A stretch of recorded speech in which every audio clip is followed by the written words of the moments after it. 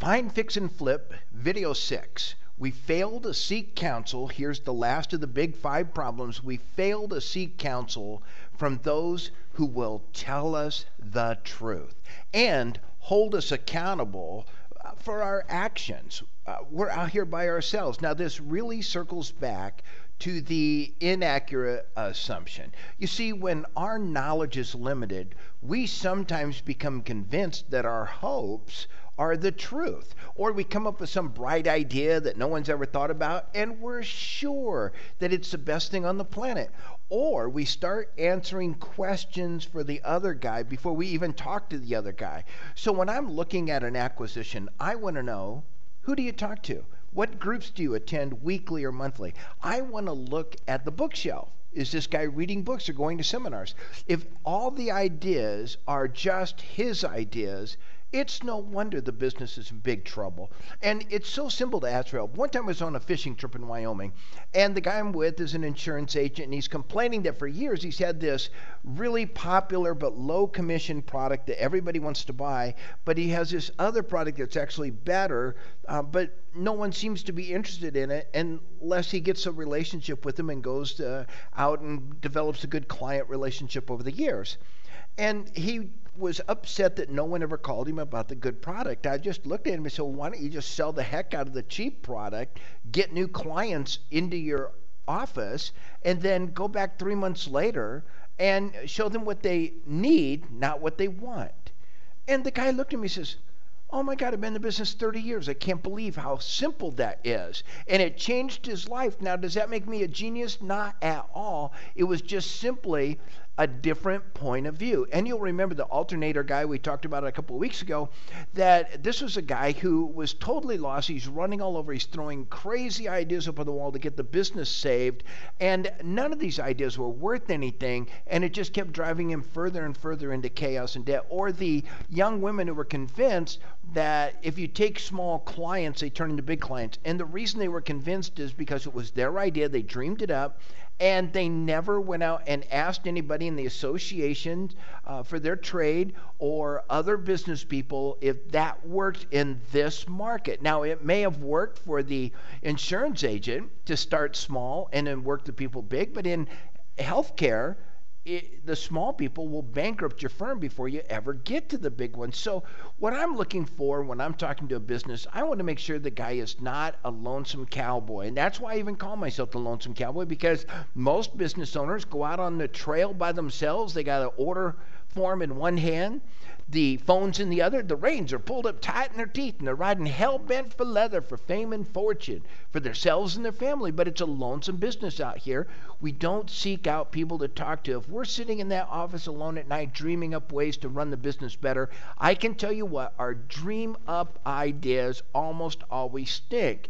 We need to belong to business clubs and float our idea out in the group that we meet with. And I meet with the group every Friday morning. There's about 10 guys that get together, a couple of women in the group, and we each bounce ideas and projects and what we're doing, and we get feedback on a constant loop, and everybody's blunt and brutally honest. That's a great idea, that sucks. And if they're not doing that kind of thing, then they don't belong in the group.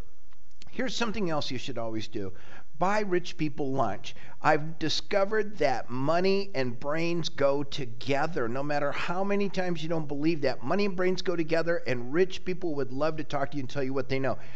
Next thing, pay your CPA to tell you what the numbers mean. And this really gets back to our inaccurate assumptions and our inaccurate systems. But they see things that we don't see. Your accountant, even your bookkeeper, ask them for the brutal, honest truth. Where am I putting my efforts that don't really count?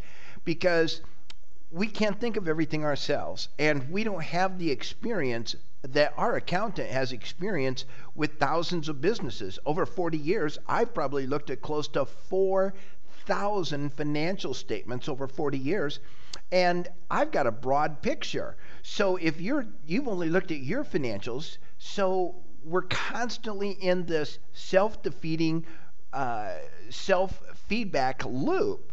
Next one. Join trade associations and then ask questions. Don't run around and tell everybody how brilliant you are and how you've got everything figured out. Find the person in the trade group that is the most successful. Who's doing 1 million, 5 million, 10 million in revenue? How did you get there? What did you focus on? Who did you hire? What kind of marketing did you use?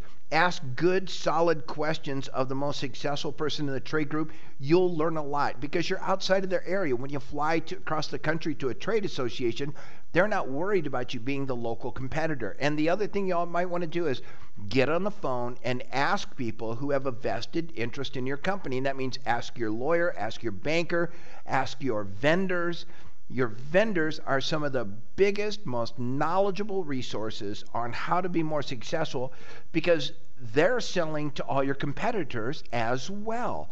And we always do this. We call the vendors, the software vendors or the linen vendors, and who's kicking it? Who's really doing a good job? What are they doing to be successful? And they want you.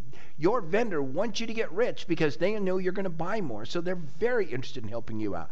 Now, join a mastermind group of like-minded business people. Sometimes you have to pay for these.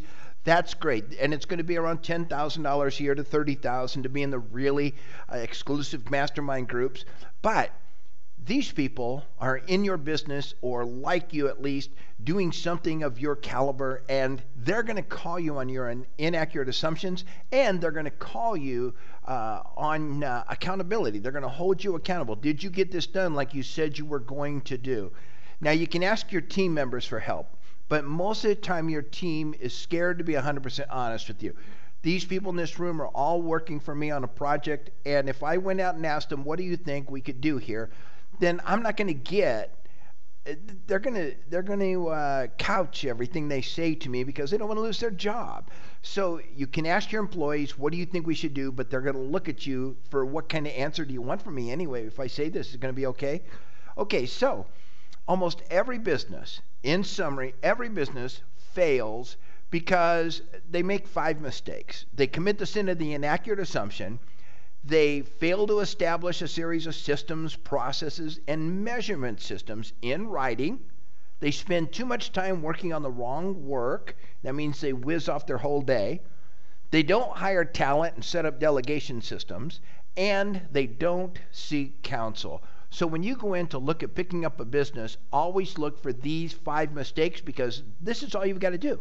Fix the mistakes and the business will turn around immediately. But one final caveat, if the business does not have sales, and you're going to get a lot of these, they're doing $6,000 a month, $8,000 a month, they want you to come in and save them.